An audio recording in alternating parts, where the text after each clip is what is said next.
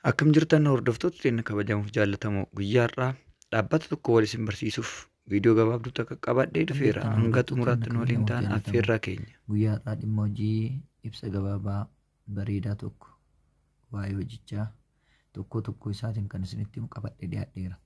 Dhaabbanni kun dhaabbata Yefiqir Ma'ad jedhama. Dhaabbanni kun dhaabbata Fiqir Ma'ad yoo jedhamu jalqaba irratti baga nagaan gara Fiqir Ma'ad dhuftan isin jechuun barbaada. Fakkeenya maqaan mana barumsaa tokko mana barumsaa sadarkaa lammaffaa isinitti barattan Galaawdiyoos yookiin immoo Hawaasa yoo ta'e gosti barnoota achi keessatti barattanii sun gosa maqaa mana barumsichaa sanii miti jechuudha. Yefiqir Ma'ad kan jedhu kunis maqaa dhaabbatichaa yookiin immoo maqaa waldaa dhuunfaa kanaatti kan ta'u ta'a jechuudha. Mee tokko isaatiin waldaa kana keessatti maal akka hojjennuuf maal akka argannuuf maal irraa akka eeggallu walumaan kan laallu ta'a. Egaa jalqaba irratti dhaabbanni kun dhaabbanni waldaa dhuunfaa itti gaafatamummaan isaa murtaa'e dhaabbanni giddugala leenjii tooftaa kennaa kun Yefiqir Ma'ad kan jedhamu kuni guutuu addunyaa irratti kan dalaguu fi dhaabbata kana keessatti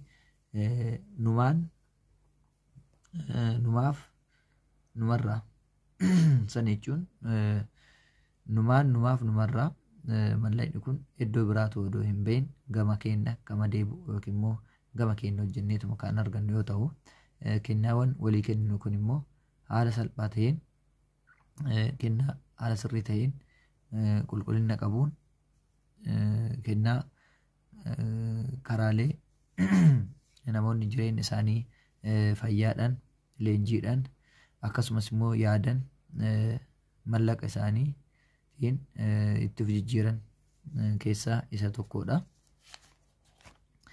Dhaabbanni kun hojiiwwan jalqabaa yookiin hojiiwwan hundee qaba.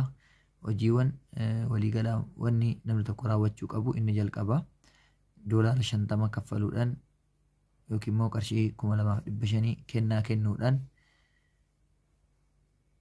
guyyaa 21 yookaan immoo torbee 3 keessattidha. Namni tokko yoo inuu baay'ee laafaa ta'e torbee 3 keessatti kennaa kana kennee namoota 2 affeeruu danda'a. Namoota 2 affeera jechuudha akka kennaa kana kennee. Inni illee maali? Namoota kana eessaa fidaa eessaa affeera kan jedhuuf obboleeyyan keenya ta'uu danda'an, hiriyoottan keenya ta'uu danda'anii, namoota iddoo hojiitti iddoo garaagaraatti wal arginu ta'uu danda'u, namoota mana barnootaatti irratti wal arginu barsiisaa barataa ta'uu dandeenya. Namoota hojiiwwan garaagaraatti walitti dhufnu warshaalee garaagaraa keessatti yookiin immoo manneen nyaataatti walitti dhufnu taaksii irratti walitti dhufnu ta'uu danda'anii. Eenyumaafuu bakka itti walitti dhufeenyi keenyaa sanitti nama kana affeeruu dandeenya. Nama tokko irraa wanti eeggamni jalqabaa 2,500 kaffaluu, lammata irratti immoo kennaa kennuudha 2,500, lammata irratti immoo nama 2 affeeruudha. Akka fakkeenyaatti isinii fudhadhee kan waliin laallu ta'a. Namni tokko jedha jalqaba irratti qarshii 2,500 san nama isarraa afraffaa jiru saniif kennaa kenna. Fakkeenya asitti namni tokko yoo har'a galmaa'ee ta'ee namni har'a galmaa'ee iddoo kanatti gale kuni bakka kana qabachuudhaaf saayiticha irratti akka galmaa'een lakkoofsa bilbila isaa, akkaawuntii baankii isaa, teessoo isaa, iimeela isaa ni barreessa jechuudha. San booda kennaa qarshii 2,500 nama isaa ol 1, 2, 3, 4 sadarkaa afuraffaarra jiru kanaaf kenna jechuudha. Namichi kun sadarkaa afuraffaarra waan inni ta'eef tokko isaatiin kan isinitti himu ta'a. Lammaffaa irratti namni kun namoota 2f carraa kenna jechuudha. Sadarkaan tokkoffaan qarshii 2,500 kennaa kennuudha. Sadarkaan lammaffaan namoota 2 affeeruudha. Namoota 2 inni affeeru kunis kennaa kan kennan namoota isaanirraa afuraffaarra jiran 1, 2, 3, 4 irra jiran kennaa kan kennan ta'a jechuudha. Yeroo kanatti namichi kun namoota 2 isaa affeere kana tokko isaaniitiin akkamitti akka isaan affeere, akkamitti akka isaanuu argate yeroo inni itti himu, namni isaa kunis nama 2 affeeraa, inni kunis nama 2 affeeraa jechuudha. Yeroo kanatti wanna inni jara kanatti akka itti affeere itti himeef jarri kunis nama 2 affeeran ta'a jechuudha. Yeroo kanatti maal godhaa? Namoota 2 isaa kanas namoonni kun akka itti himan waanuma inni hojjetan kooppii akka godhan itti himu. Yeroo kanatti ijoolleen 2 isaa kunis nama 2 affeeraa, kunis nama 2 affeera ta'a jechuudha.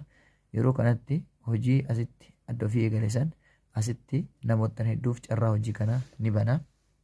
Dhufaniitiin asi galmaa'uudhaan tokkoon isaanii namoota lamaan kan akka affeeran taasisa. Isaan kun yeroo kana kaffalan isaan afran kun immoo isaan isa kanarraa 1 2 3 farra jiran kun namoota isaan ol afraffarra jiruuf kaffalu jechuudha. 1 2 3 4f ni kaffalu jechuudha. Yookiin immoo kennaa kennuuf jechuudha. Yeroo kanatti osoo inni kun torbee jalqabaa ta'ee kun torbee lammataatitti yookiin immoo torbee jalqabaa guyyaa galmaa irraa torbee jalqabaatti nama 2 affeera yoo ta'e torbee lammaffaa keessatti namni lamaan isaa sunis nama 2 affeera yoo ta'e torbee sadaffaa irratti yookiin immoo guyyaa 21ffaa irratti qarshii 20 haala salphaa ta'een argachuu danda'a jechuudha. Namni kun cimee dalage yoo ta'e. Yeroo kanatti tokkoon 1 2 3 4 5 6 7 8 tokkoon 8 isarraa gadi 1 2 3 4 irratti argaman kun kallattiidhaan nama haarawaa kanaaf ni kaffaluu jechuudha. Yeroo kanatti kaampaaniin kana booda filannoo 2 isaaf kenna.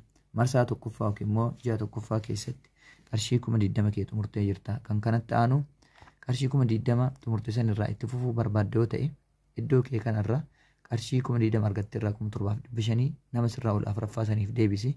Tokkoon ijoolleen 8 kee 20 argatan irraa 7,500 si deebisuudhaan atis nama qarshii 60,000 marsaa lammaffaa yookiin immoo ji'a lammaffaatti argatu taataa jedhaan jechuudha. Dhaabbanni kun yeroo kanatti jedha tokkoon qarshii argannu 20,000 tanarraa parsantii 2.5 gibira mootummaa kaffallee yoo ta'e 60,000 irrallee akkasuma parsantii 2.5 yookiin immoo qarshii gara 1,500 mootummaadhaaf kaffallee gara marsaa sadaffaatti ceena jechuudha. 60,000 arganne irraa 25,000 deebisuudhaan tokkoon ijoolleen nurraa afraffarra jiran sun 60,000 argatan irraa 25,000 yeroo nu deebisan 25 baay'isu 8 25 baay'isu 8 200 ta'a waan ta'eef 200 marsaa sadaffaatti yookiin immoo ji'a sadaffaatti ni xumurrata jechuudha. Gara isaa afraffaatti yogguu ceenu tokkoon qarshii 200 argannee kanarraa namichuma jalqaba gaaf galmoofni 200 birrii 2,500 deebisne saniif 200 arganne irraas 225 deebisuudhaan hojii keenya itti fufna jechuudha. Marsaa afraffaa yookiin mootu ji'a afraffaa itti fufna jechuudha. Yeroo kanatti tokkoon ijoolleen 8 nurraa afraffarra jiran sun gaafa qarshii 200 argatan 225 baay'isu 8 nu deebisuudhaan miiliyoona 1 kan argannu ta'a jechuudha. Marsaa isa xumuraa yookiin immoo ji'a shanaffaa irratti namni tokko qarshii miiliyoona 1 argate irraa 250 deebisuudhaan tokkoo ijoollee isaa gadi yookiin immoo sadarkaa 1 2 3 afraffarra namoota jiran san irraa namoonni 8 tarree kanarra jiran kun miiliyoona 1 argatan irraa 250 hogguu isaa deebisan inni illee kallattumaan miiliyoona 2 argata. Marsaa xumuraa yookiin immoo marsaa isa dhumaarra gahee jira jechuudha. Namni kun miiliyoona 2 argate kanarraa wanti deebisu tokkoon isaatillee hin jiru jechuudha. Yeroo kanatti namni kun dhaabbatichi maal jedhaanii si gaggeessinaa galatoomii tokkoo isaa san qarshii argatu kanarraa miiliyoona 2 irraa akkuma dura gibira kaffalaa ture hunda isaa irraa qarshii parsantii 2.5 kaffalaa gara qarshii 50,000 ta'a. Isiisan dhaabbatichaaf yookiin immoo waldaa keessa dalagaa jiru kanaaf ni kaffala jechuudha. Waliigala guyyaa jalqabaa irraa kaasee qarshii 20,000 qarshii 60,000 200,000 miiliyoona 1 miiliyoona 2 walitti dabaluudhaan qarshii miiliyoona 3,280 namni kun argatee jira jechuudha. Yeroo kanatti qarshii argatan irraa gibira kaffalee dhaabbatichi maal jedhaani yeroo ati jedhaan qarshii 20,000 yookiin mootu qarshii miiliyoona 2 argattee xumurturraa 20,000 irraa 60 irraa 200 irraa miiliyoona 1 irraa miiliyoona 2 xumurtutti jedhaani tokkoo namoota miiliyoona 2 san xumuranii dhaabbatichi ofirraa baasaa deemaa. Yeroo kanatti nama kanallee kan qarshii miiliyoona 2 argate kadhumaa kanas ofirraa baasa jechuudha. Itti aanee isaan lameen kunis miiliyoona 2 yeroo argatan bahaa deemuu jechuudha dhaabbata kanarraa. Dhaabbatichi sadarkaa 5ffaan olitti alatti hin kaffalu sadarkaa 5 qofa qaba waan ta'eef yeroo kanatti namichi bahee kun qarshii miiliyoona afteef qabu san irraa qarshii 2,500 akka haarawaatti deebi'ee asitti galmeessuudhaan riisaarkal yookiin immoo irra deebi'ee hojjechuu danda'a. Lammata siistama hin ijaaru jechuudha. Maaliif hin ijaarre tokkoon ijoolleen isa jalaa kunis miiliyoona 2 xumuraa dhufanii isuma jalaan deebi'u bakka duraatitti. Kana booda siistama haaraa ijaaruun tasuma isa hin barbaachisu jechuudha. Dhaloottan torban xumura irra jiran saniif ofitti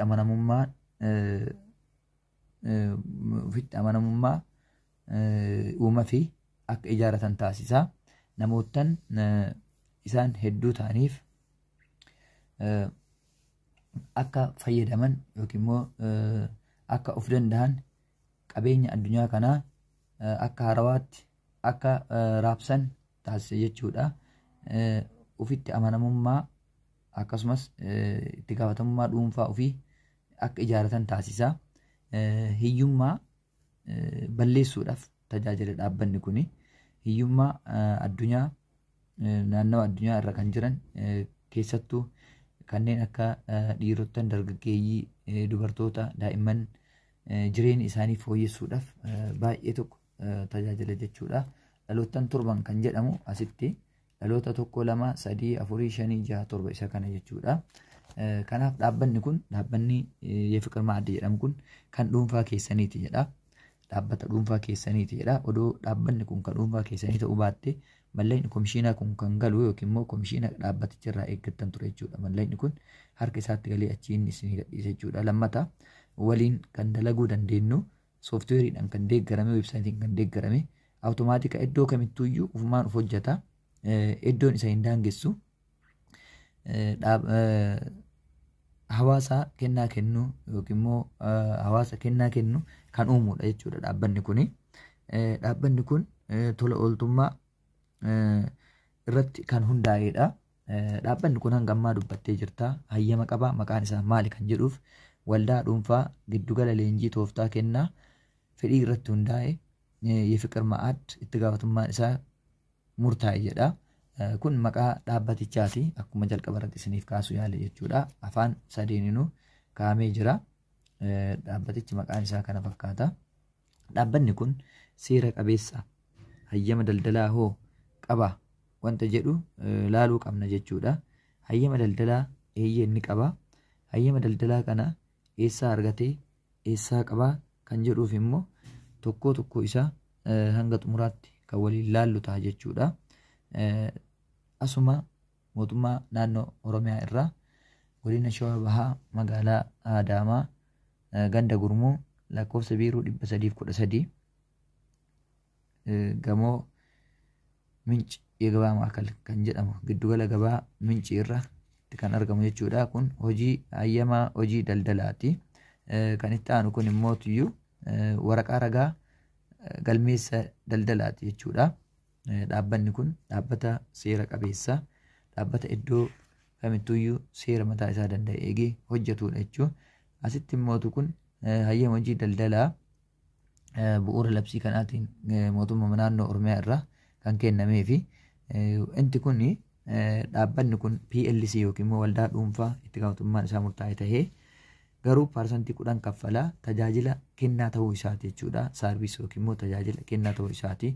Kun immoo waraqaa ragaa tajaajila akka inni kennu yookiin immoo dhaabbanni kun hojiilee gosa 26 ta'an irratti kan dalagu yoo ta'u, isaan keessa yeroo ammaa kan jalqabee eegalee hojjetaa jiru leenjii bilisaa kennuu fi kennaa fedhii irratti hundaa'e waliif kennuu irratti kan dalagu jechuudha.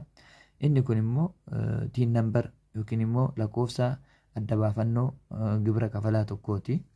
Innis kan kenname asuma godina Shawaa Bahaa magaalaa Adaamaati. Oromiyaa jedha. Godina Shawaa Bahaa ganda Gurmuu magaalaa Adaamaa lakkoofsa biiroo 313. Inni kun immoo xumura irratti kan arginu mirgi maxxansaa seeraan eeggamaadha yookiin immoo patent rights.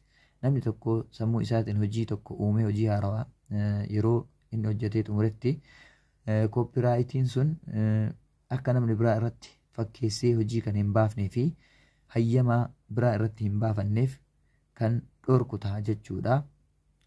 Kana fakkaata. Dhaabbata kana keessatti leenjiiwwan hedduun ni kennamu.